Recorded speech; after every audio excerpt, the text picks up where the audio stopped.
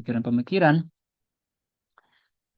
gitu. Dan pemikiran-pemikiran itu tidak dapat kita pahami kecuali jika kita memperbaiki dulu kaidah berpikir, alat berpikir kita yaitu akal, ya.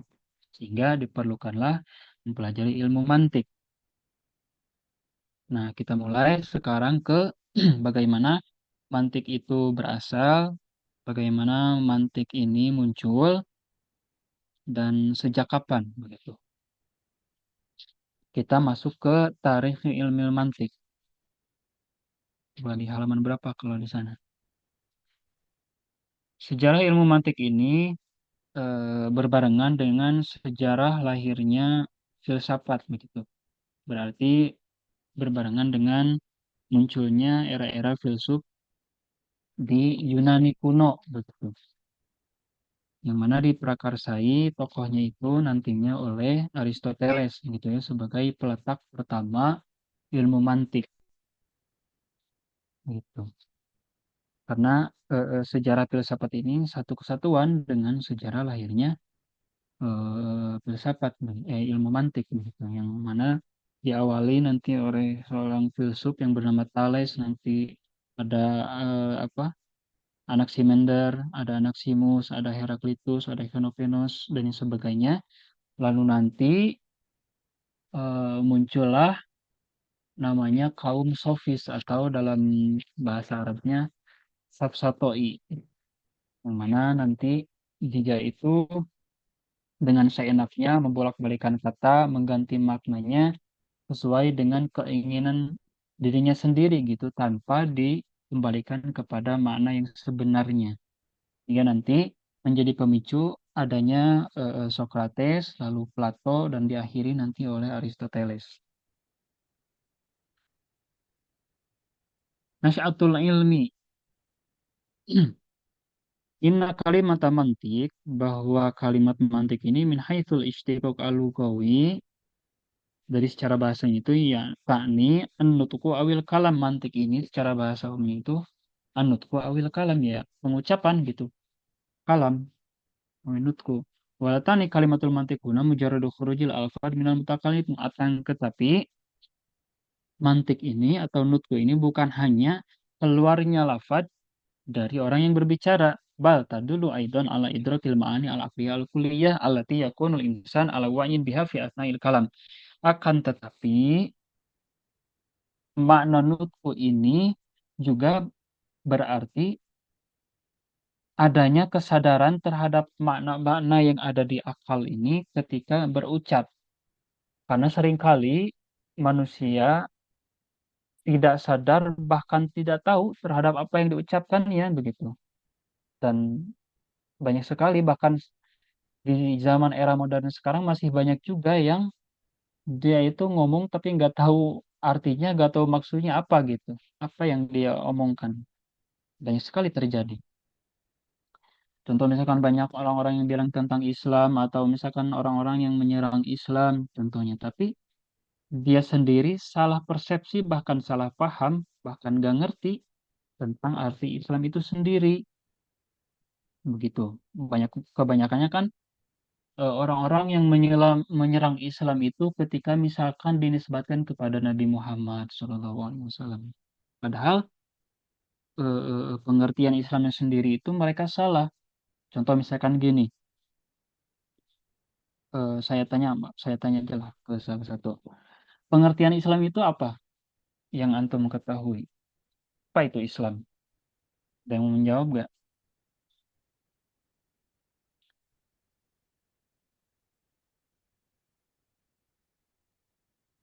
Islam itu apa sih? Yang kita anut ini apa sih? Ada yang tahu nggak? Ada yang bukan ada yang tahu sih, pasti tahu. Cuma ada yang mau jawab nggak?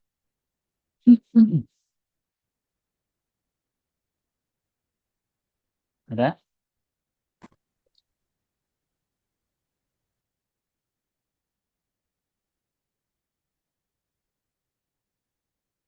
Nggak ada ya. Jadi jatuhnya asik sendiri. Apa? Jadi Islam itu kalau misalkan kita ambil pengertian, Islam adalah agama yang agama monoteis misalkan ya. Kan ada teis, ada ateis. Teis itu yang percaya Tuhan, ateis itu yang tidak percaya Tuhan. Ada yang monoteis. Monoteis ini yang percaya kepada satu Tuhan begitu ya. Nah, misalkan Islam adalah ajaran atau agama monoteis yang dibawa oleh Nabi Muhammad SAW. Pengertian itu betul atau enggak?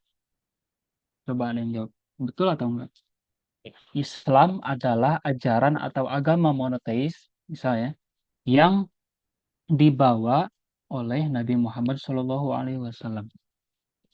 Kira-kira pengertian itu betul atau enggak?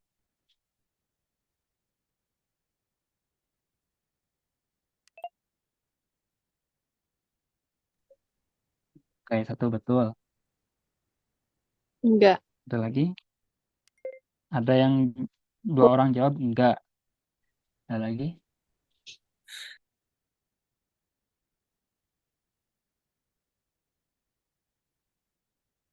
Kalau ini cewek aja yang jawab, yang cowoknya enggak ada.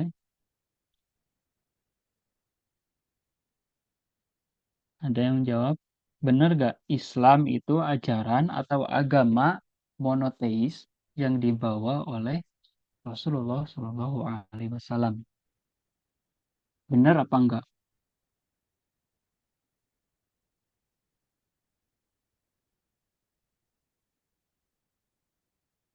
Ayo, ada nggak? Jawablah biar biar saya nggak kelihatan asik sendiri ini.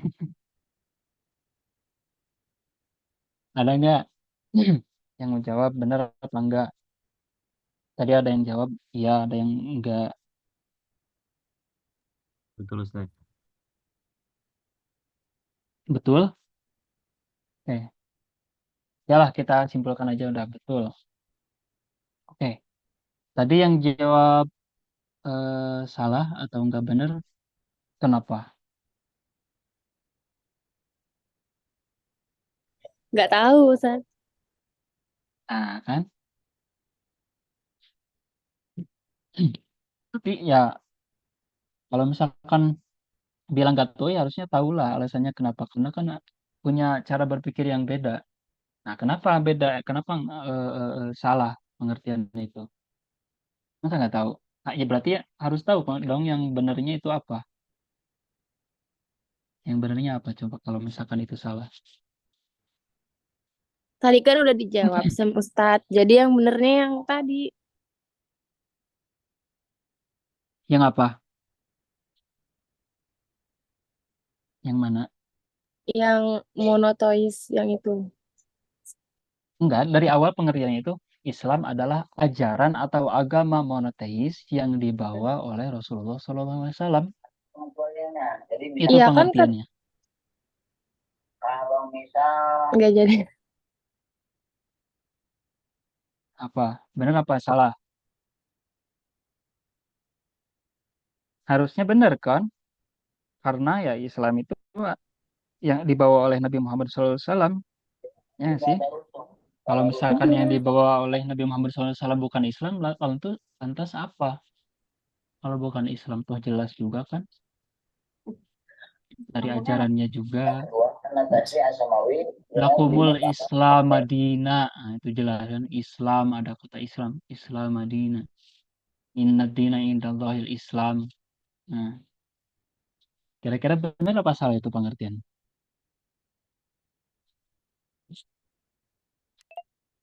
Coba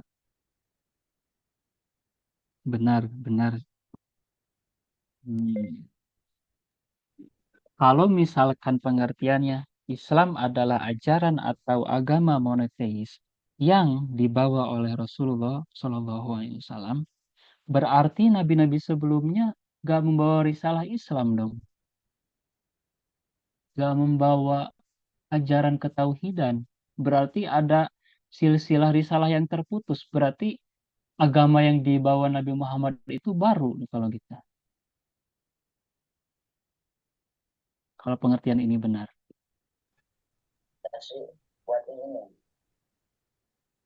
Hmm, gimana? Ya enggak?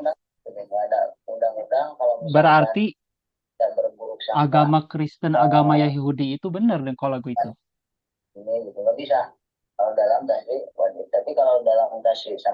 Coba itu audionya bocor itu.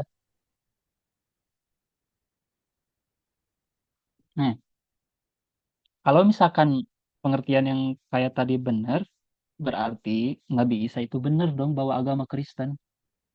Nabi Ibrahim itu benar dong bawa agama Yahudi. Toh Islam itu hanya dibawa oleh Nabi Muhammad SAW. Nabi-nabi sebelumnya itu ya bukan bawa ajaran Islam, bukan bawa agama Islam dong. Sedangkan inna dina indallahil Islam. Hanya satu agama yang benar itu yaitu Islam. Berarti dong nabi-nabi sebelumnya itu bawa agama yang salah kalau gitu. Ya enggak?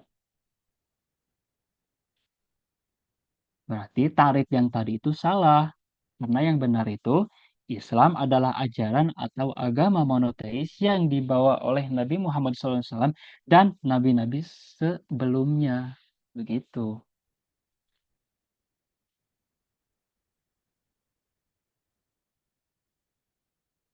Sehingga sejak Nabi Adam sampai Nabi Muhammad itu yang disampaikan itu dan agamanya itu ya Islam begitu. Tidak ada selainnya. Sehingga nanti menafikan agama Yahudi, menafikan agama Kristen karena tidak ada agama Kristen, agama Yahudi itu dalam Islam itu. Yang ada itu syariat, syariat Nabi Ibrahim ya, yang diajarkan kepada umat Yahudi. Begitu, bukan agama. Lalu syariat Nabi Isa yang diajarkan kepada umat-umat Nasrani. Begitu. Jadi syariah Nasrani bukan aja agama Nasrani, bukan agama Yahudi. Nah, gitu. Sehingga nabi-nabi sebelumnya itu menyampaikan risalah keislaman begitu. Nah, ini kan masih banyak juga yang terkecoh, bahkan bukan banyak lagi, kayaknya hampir semuanya gitu. Di zaman sekarang masih ada yang belum paham tentang agamanya sendiri begitu. Karena ya kita lahir sudah Islam gitu. Lahirnya agamanya diwariskan tanpa eh, memperdalam gitu tentang apa yang dianutnya, sehingga adanya salah persepsi ketika misalkan kalau misalkan kita merujuknya ke pengertian yang awal tadi bahwa Islam adalah ajaran yang dibawa oleh Nabi Muhammad, bisa-bisa kita nanti mengiyakan adanya agama Kristen dan agama Yahudi begitu ya, padahal risalah nabi-nabi sebelumnya ya sama satu nafas yaitu Islam begitu, hanya saja syariatnya ajarannya itu beda-beda gitu. Berarti Ustaz apa Afan tadi asalnya itu sama Islam ya. tadi istilahnya apa Ustaz? Sakortisme apa? Sakortisme apa tadi? Islam Sakor Sakortisme. agama apa namanya? Yang mewarisi Oh, dari pendahulu. monoteis ada teis ada ateis. Yang teis itu nanti ada yang monoteis, ada yang bermacam-macam Tuhannya lagi saya. Oh, Kalau yang monoteis. mengimani Kalau yang mengimani satu Tuhan itu monoteis, monoteis. Kan mono itu satu, teis itu Tuhan, berarti satu Tuhan yang mengimani satu Tuhan. Jadi yang benar itu ajaran atau agama monoteis yang dibawa oleh Nabi Muhammad SAW dan nabi-nabi sebelumnya. Nah, harus diingat itunya. Sehingga kita bisa menafikan tentang adanya agama Nasrani atau agama Yahudi. Itu sebenarnya tidak ada. Gitu. Oh, Toh kalau di itu Quran juga, toh di Quran juga kan Nabi Ibrahim bilang, Hanifah Muslimah. Dia bilang Muslim Islam kan begitu. kalau untuk istilah yang lain Ustaz kan tadi Islam monoteisme kalau yang Yahudi Nasrani apa ismenya Ustaz? Nggak ada sebenarnya kalau Yahudi Nasrani itu bukan isme, masih Islam sebenarnya. Oh, maksudnya belum terlalu tahu istilah-istilah Nah, seperti itu Ustaz oh, Afan. iya. Ada monoteisme, ada politeisme, monoteisme itu yang mengimani satu Tuhan, yang politeisme itu yang mengimani banyak Tuhan, begitu, atau lebih dari satu. Contoh kan seperti Hindu itu kan Tuhannya banyak, dewanya banyak, atau Yunani kuno dewanya banyak, atau Yahudi Nasrani juga sebenarnya masuknya politeisme karena dia mengimani tiga Tuhan. Kendati pun mereka menafikan karena mereka mengimani ya kita sebenarnya tetap tauhid tapi terbagi tiga gitu. Trinitas bahwa ada tiga zat dalam satu kesatuan. Ya kan bilangnya gitu. Tapi ya bagi kita bahkan secara akal bersih kita kan ya gak masuk akal gitu. Gimana kita bisa mengimani tentang tauhid atau satu tapi di sisi lain kita juga mengakui tentang adanya tiga tiga entitas begitu. Atau Yahudi juga sama sebenarnya Yahudi itu mengimani banyak Tuhan akan tetapi dia pada hakikatnya menunggalkan satu. Ya, tapi itu juga masuk akal gitu. Jadi ada monotheism, ada polytheism kalau dalam istilah apa teologi itu. Yang percaya satu Tuhan, ada yang percaya banyak Tuhan. Ya pada intinya kalau misalkan kita memberi tarif kepada Islam itu bahwasanya ajaran atau agama monotheism atau yang percaya pada satu Tuhan yang dibawa oleh Nabi Muhammad SAW, maka itu pengertiannya sangat rancu karena nanti konsekuensinya, konklusinya itu menjadi oh berarti Islam itu agama baru yang disampaikan oleh Nabi Muhammad SAW. Adapun nabi-nabi sebelumnya berarti tidak menyampaikan risalah keislaman gitu. Sedangkan agama satu-satunya itu ya Islam. Inna dina indallahil Islam. Nah, begitu. Dan juga nantinya konsekuensinya mengiyakan adanya Yahudi Nasrani, agama Yahudi Nasrani gitu.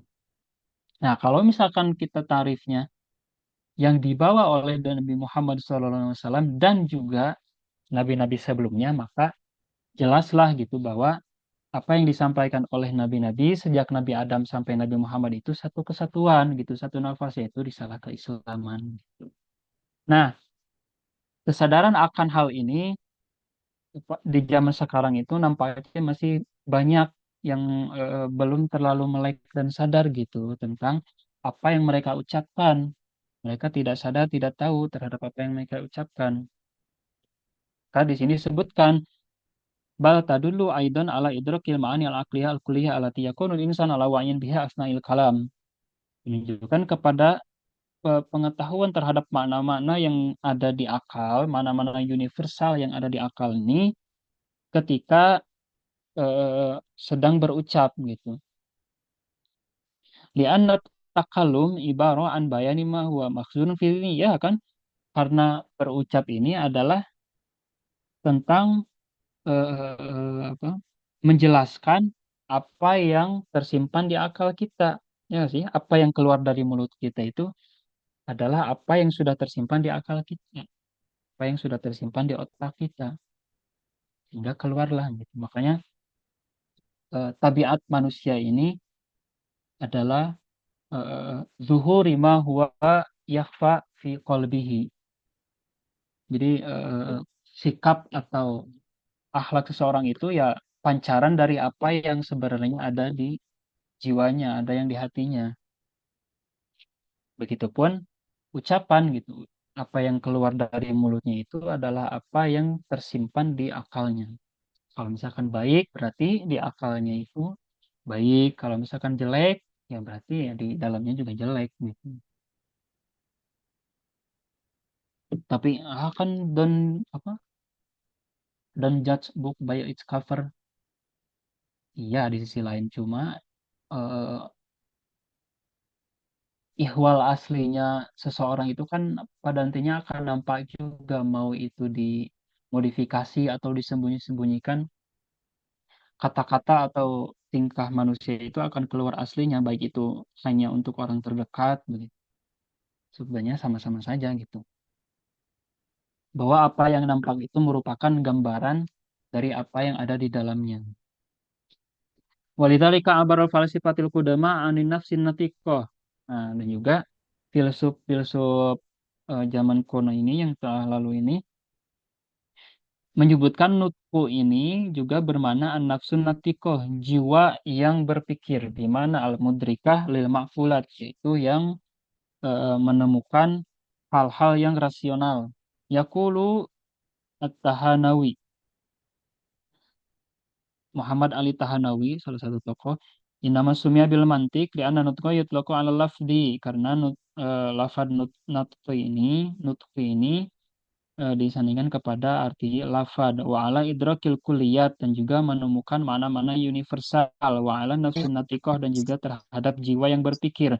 Wala maka hadzal fanni yuqawil awal, dan ketika ilmu ini menguatkan yang awal yaitu lafaz, wa yasluku bisani maslakas sadad, dan juga menempuh jalan yang kedua dengan tepat, yaitu menemukan mana-mana universal, wa yahsulu bisababihi kamalat tsalis, sehingga terhasilkanlah kesempurnaan jiwa yang berpikir. Asal itu an-nafsun natiqah. Istaqalahu ismu minhu wa huwa al-mantiq. Adapun ammaan bidayati nasya'atil mantik minan nahiya atakhiyah, adapun sejarah munculnya mantik dari segi sejarah, fala yu'rafu ahad ala wajid diqqah. Secara terperincinya itu sebenarnya belum tidak diketahui secara pastinya kapan munculnya pertama kali mantik itu.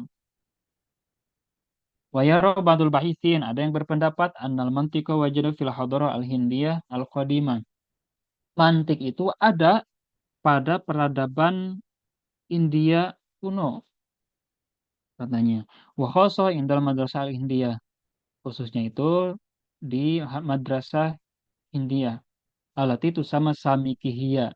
Di zaman dahulu kala itu abad 18 sebelum Masehi itu ada namanya Madrasah Hindia yang bernama Samikihia. Samikihia. Wadhalika fil qarni tsamin asyar qabla milad. Apa ininya buktinya katanya. Wayadkuru Welderan. Welderan ini salah satu orientalis. Anna Gautama al-Hindi. Nah, ada namanya Gautama. Berarti Siddhartha Gautama ya, yang tokoh tokoh Buddha berarti ya, Siddhartha Gautama, dewa Buddha.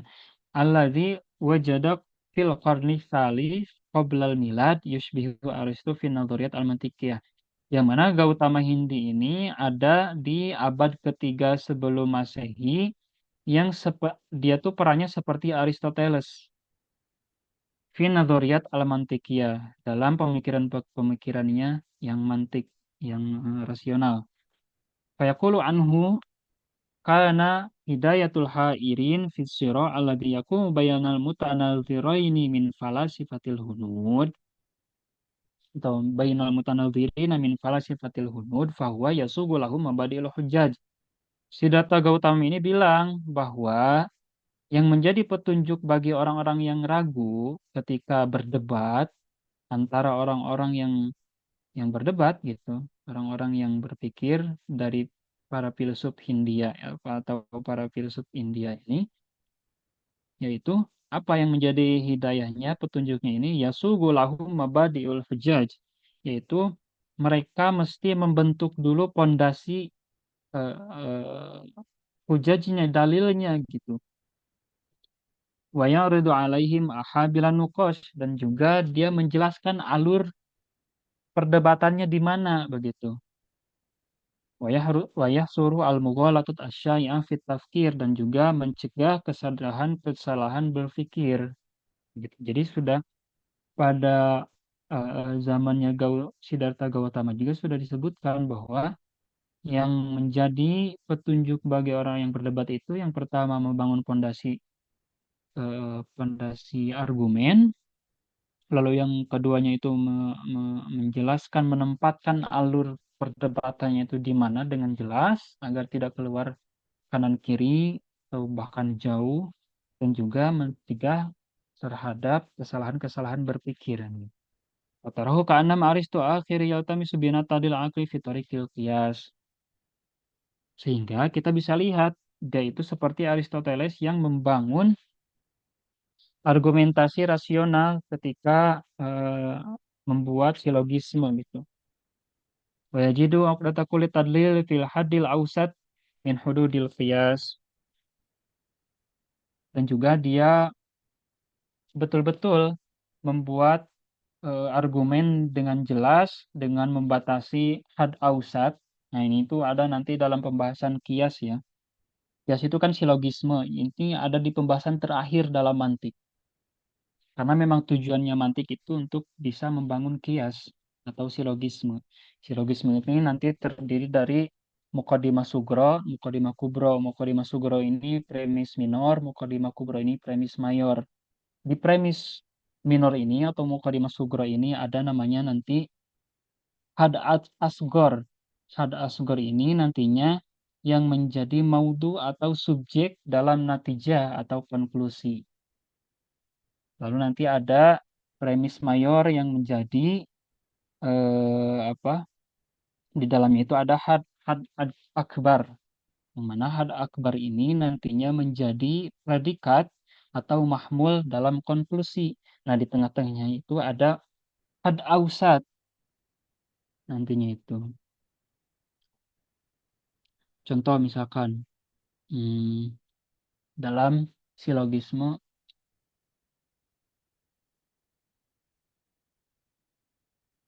dalam hipotesa misalkan yang udah kita tahu arak itu haram.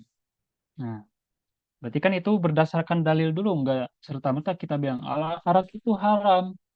Terus apa dalilnya misalkan? Ya ada di Quran. Sebenarnya kan kalau misalkan untuk orang Islam ya itu pasti bakal menerima ya. Tapi kalau misalkan untuk di luar Islam yang tidak tahu ajaran Islam, maka itu tidak bisa menjadi dalil, tidak bisa menjadi dalil yang memuaskan dia gitu. Maka kita harus membangun dulu argumennya. Contoh misalkan argumennya dari arak itu haram. Arak itu memabukkan, ya. Lalu misalkan setiap yang memabukkan itu haram, sehingga arak itu haram. Nah, itu salah satu bentuk silogisme begitu ya atau kias. Itu kan dipelajari di usul fikih nanti. Yang pertama ada premis minornya, ada mukadimah sugronya. Arak itu memabukkan. Nah, nanti ada dalilnya kenapa arak memabukkan. Nah, itu ada di tafasilnya gitu. Tapi bukan bukan dari bagian dari silogismenya. Arak itu membukan. Ada dalilnya nanti kenapa arak ini membukan, baik itu dari kandungan zatnya, baik dari itu pemakaiannya, dan sebagainya. Lalu setelah itu, maka setiap memabukkan itu haram. Kenapa setiap yang memabukkan haram? Bisa nanti didatangkan dalil dari Al-Quran, belum muskirin haram. Ya. Lalu misalkan nanti ada dalil dari penelitian, kenapa diharamkan, dan sebagainya. Nah, itu muncullah konklusi atau natijah. Maka setiap arak itu haram. Begitu. Di sana ada arak, ada haram, ada memabukkan. Arak ini menjadi subjek, arak itu haram. Ada haram menjadi predikat atau menjadi mahmul terhadap haram menjadi pensifatan terhadap haram ini menjadi pensifatan terhadap arak begitu. Arak itu haram. Ada had ausat. Nah, had ausat ini yang memabukkan karena kalimat memabukkan ini ada dalam premis minor yaitu mukadimah sugro, ada juga dalam premis mayor mukadimah kubro. Arak itu memabukkan, setiap yang memabukkan itu haram, arak itu haram, had ausatnya dibuang. Jadi arak itu haram. Itulah kira-kira gambaran kiasnya. Wa yufhamu min hadzal nasi annal mantiqa kana mawjudan. Ada juga versi kedua nantinya. Fil hindi fil qanisal qabla miladil masih sawan akan dzalika min iktisyafil hunud aw an tariqil iltiqai bi hadratil yunan aw ghairiha. Jadi ada yang berpendapat bahwa mantik diperakasai oleh India ini katanya dengan maksud baik itu dari penemuan India atau dari pertemuannya peradaban Yunani dengan India begitu. Au an tariqil itiqa bi hadratil yunan aw ghairiha.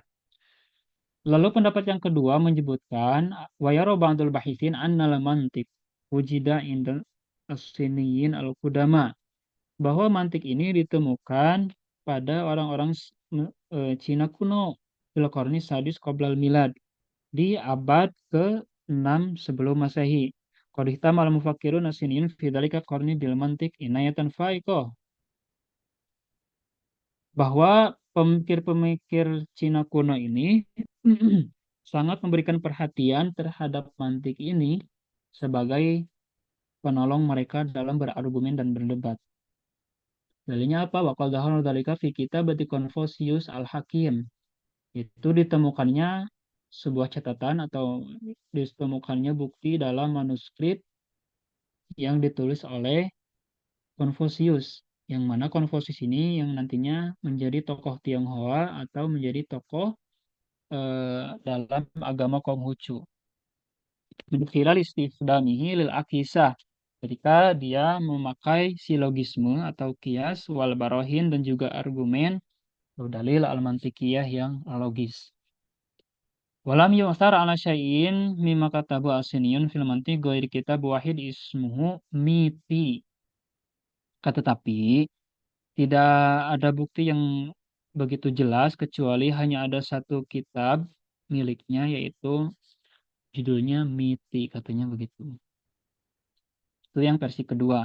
Ada yang versi ketiga, bayna mayaro ba'dul bahithin anil mantiq wujida indal misriin al-qudama hatta innal manatiqah min mufakir liyunan kanu yatuna hayakilahum wa yatatalamazuna ala aidihim. Katanya versi ketiganya justru mantik ini ditemukan di Mesir kuno.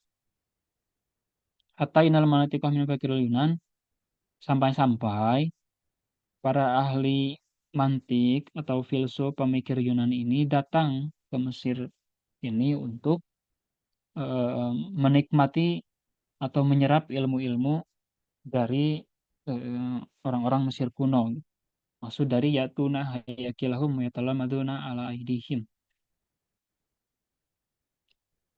Adapun yang rojihnya ini, yang keempat, itu apa? Waladhi alaihi atsarul bahisin.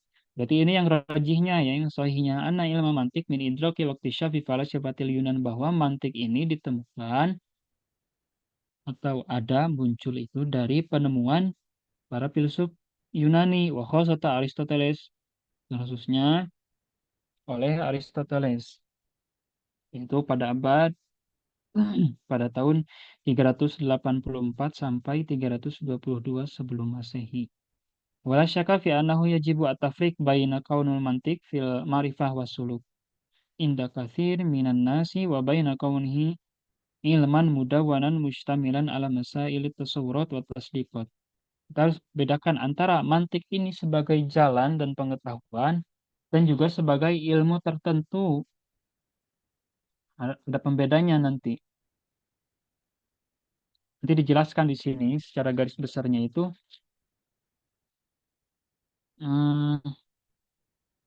bahwa sebenarnya bahkan sejak zaman Nabi Adam itu kita sudah memakai kaidah mantik, begitu sampai sekarang secara fitrah lahiriah manusianya, meskipun tidak tahu kaidah-kaidah mantik, pembahasan-pembahasan di mantik, akan tetapi secara fitrah kita ini sudah bermantik. Nah, atau kalau misalkan dalam filsafat ini sebenarnya kita ini sudah berfilsafat baik sejak lahir maupun sampai sekarang, akan tetapi tidak bisa dikatakan sebagai filsuf juga karena punya pengertian tersendiri ketika misalkan disandingkan dengan kalimat filsuf. Akan tetapi eh, bermantik dan juga berfilsafat itu sudah ada, bahkan sudah menjadi fitrah manusia sejak lahir, karena ya mantik dan berfilsafat itu ya cara berpikir gitu, bahkan berpikir itu sendiri. Ketika manusia berpikir ya otomatis dia itu sedang bermantik atau berfilsafat gitu. Wal haqiqah annal mantiq kama rifah wa suluk huwa nataj ma'rifi li kulli hadar as-sabiqah wa laisa haqqaran ala ummah bi'ainiha fi syirqi awil gharbi. Bahwa mantik ini sebagai pengetahuan dan cara merupakan produk pengetahuan dari setiap peradaban-peradaban yang telah lalu, maka mantik ini bukanlah harta timbunan terhadap umat tertentu, baik itu di timur atau di barat. Fi syirki au fil gharibi bal inna katsiran minal afkar al mantikiyah mawjudun bi wujudil insan, bahwa kebanyakan dari pemikiran-pemikiran akal rasional itu ada sejak adanya manusia. Bimana ayas tantu jal fardun natijatan ma min muqaddimat muayyanah aw yasilu ila fitratin ma. Dengan artian bahwa manusia berkesimpulan terhadap konklusi tertentu dari premis-premis yang dia bangun, premis-premis tertentu, wa yasilu ila fitratin, dan sampai kepada pemikiran, buah pemikiran tertentu. Fayadharu lahu annaha mutanaqidah. Maka nantinya akan bisa dilihat apakah ini bertentangan. Mithlu hadhil afkar la tuqayyid bihadar muayyana. Contoh misalkan pemikiran ini tidak bisa atau tidak berkaitan dengan peradaban tertentu. Misalnya yaqidu hadza ma najiduhu al-yawm inda katsir minal awam, dan bisa kita temui sekarang di kebanyakan orang-orang awam.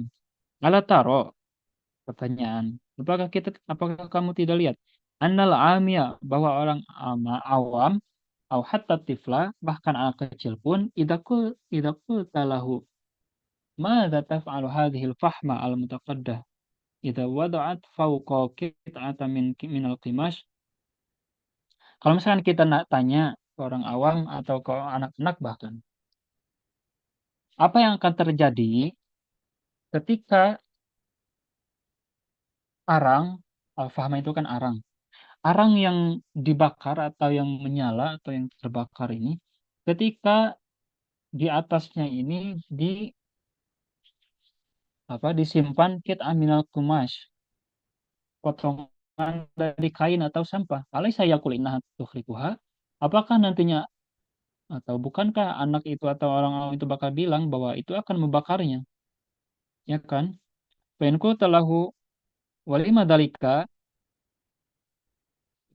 belum kita bilang kenapa membakar? Alaysa yaqulu innahan nar? Bukankah dia akan bilang bahwa itu adalah api? Maka akan terhasilkan kelak nanti sebuah silogis sederhana. Wahada ladzi yaqulul ami awit tiflu yarju ila qiyas mantiki huwa qauluna hadza nar. Nah, contoh. Sebab apa? Ini api, wa kullu nar muhriqah, dan setiap api ini membakar. Layan tija anna hadhihi nar muhriqah. Maka akan menghasilkan konklusi bahwa api ini membakar. Itu contoh sederhananya. Jadi kegiatan berpikir ini sudah ada sejak manusia lahir, sudah ada sejak manusia diciptakan gitu. Fahadha alladhi yaquluhu al-ami awit tiflu yarju ila apa? Wa fadlan an dalika katsiran ma nasma'u fi hayatina al yaumiyah ibarat hiya min samimi ilmil mantiq mimman la yaqrauna wa la yaktubuna. Jadi sebab bahwasanya di keseharian kita juga mantik ini sebenarnya sudah diterapkan meskipun mereka tidak membaca ilmu mantiknya atau tidak menuliskannya. Fayaquluna masalan fulanu takfiruhu mantikiyun. Seseorang ini pemikirannya ini mantiki atau logis. Aw anna hadzal amru badihi, atau sesuatu ini jelas. Aw annahu fihi nadhar, atau misalkan membutuhkan berpikir lanjut. Ini tambahin istilah baru. Badihi ini bisa artinya jelas atau aksiomatik bahasa matematikanya. Aw annahu fihi nadhar, atau bahasanya spekulatif.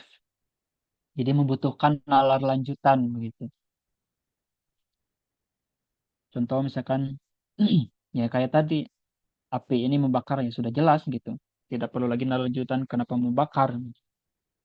Berbeda dengan misalkan bahwa alam ini hadis, alam ini baru atau makhluk. Nah, ini pasti bagi sebagian orang yang tidak mempercayai Tuhan, ini kan bakal nanya balik gitu.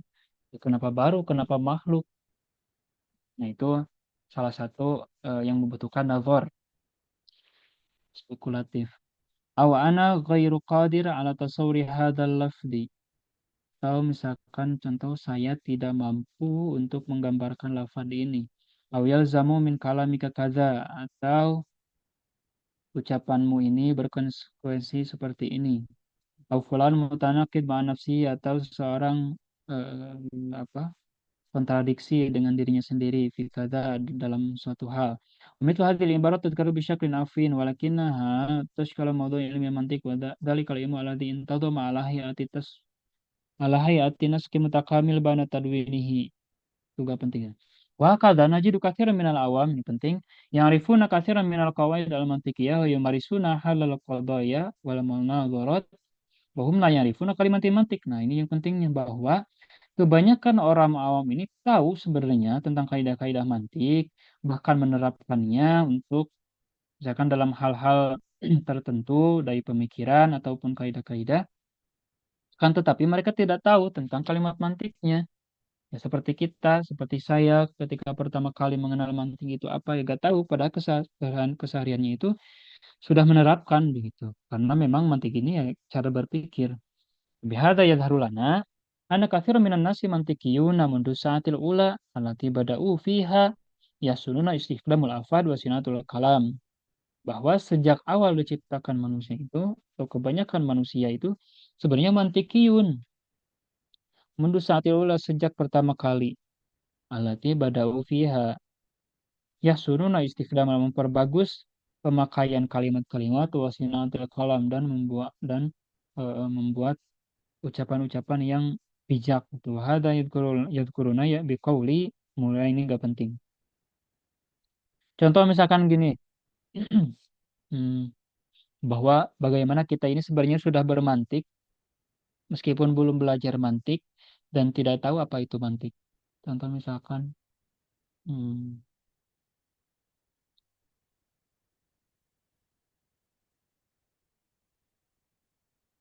dalam kasus misalkan chat kita lama dibalas misalkan oleh sama cewek misalkan ya, kalau cowok atau cewek sama cowok misalkan, kita pasti bakal berpikir, eh, kok dia balasnya lama gitu. Terus kita langsung pikir lanjut kan, berarti dia kurang perhatian lagi sama kita. Gitu. Sehingga nanti kita mengeluarkan natijah dari sana tuh, eh, dia lama atau telat balas, berarti dia tidak, atau berarti dia kurang perhatian sama kita. Terus eh, ketika misalnya dia kurang perhatian sama kita, terakhirnya, oh berarti kita sudah tidak penting lagi, misalnya gitu. Berarti eh, tanda kita sudah tidak penting lagi itu dengan ciri bahwa kita sudah tidak dibalas dengan cepat, misalnya gitu susunannya. Itu kan kita sebenarnya sudah berpikir secara mantiki atau berpikir secara silogisme. Itu kan kita tidak tahu kaidah-kaidah mantiknya. Kayak gitu lah contoh sederhananya. Hmm, kita lewati langsung ke nah, yang selanjutnya. Kalau yang tadi kan menjelaskan tentang bahwa mantik ini secara pengetahuan dan juga secara jalan berpikir. Bahwa segala manusia ini sudah menerapkan, akan tapi tidak tahu tentang mantik. Adapun di selanjutnya, di paragraf berapa nih? Satu, dua, paragraf ketiga setelahnya. Amma ma'rifatul mantik ka ilmi mudawwan. Adapun mantik berupa ilmu yang di, di apa disusun, waladhi alaihi aktsarul bahithin anna tadwinal mantik pada alaya di falasifatil Yunan wa khosata Aristo, bahwa pengkodifikasian mantik ini, penyusunan mantik ini dimulai sejak para filsuf Yunani, terutama zaman Aristo. Wa hadza yaduna ila kitab at-tarikh fi nashatil mantik fi biladi Yunan wa tatawruhi ba'da tarika fi mayali. Nah, adapun sejarah mantik di Yunani ini dimulai yang pertama. Fil qarnil khamis qablal milad, abad kelima sebelum Masehi ini, ihtamma ahlu Athena, asimatul Yunan bil jadal wal munaqasyah likillati ma ladaihim minal ulum ma makanu alaihi minadz zaka fattajahu nahwal khitaba al-amah wal jadal. Bahwa pada abad kelima sebelum Masehi ini, orang-orang Athena yang merupakan ibu kota Yunani ini pada zaman ini senang berdebat, senang berdiskusi gitu. Karena mereka tahu mereka ini masih sedikit ilmu dan juga membutuhkan ilmu sehingga saling bertukar dengan cara berdebat, berdiskusi begitu.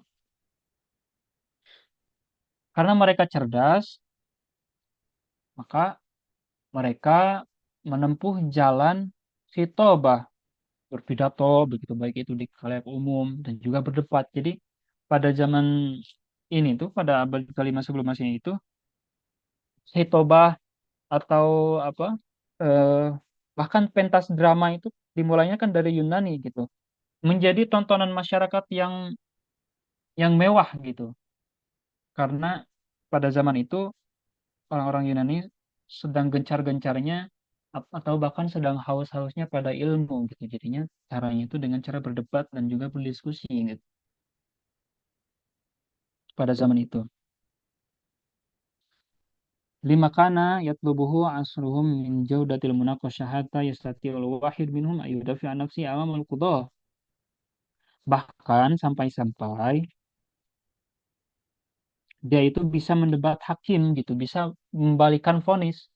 Ya, kalau kita misalkan lihat sejaman sekarang itu sebenarnya masih terjadi ya kebiasaan kayak gini di Indonesia terutama. Masih banyak gitu yang memakai metode orang-orang Yunani kuno. Sampai sekarang kan banyak yang tadinya divonis berat jadi ringan bahkan bebas. Adapun yang sebaliknya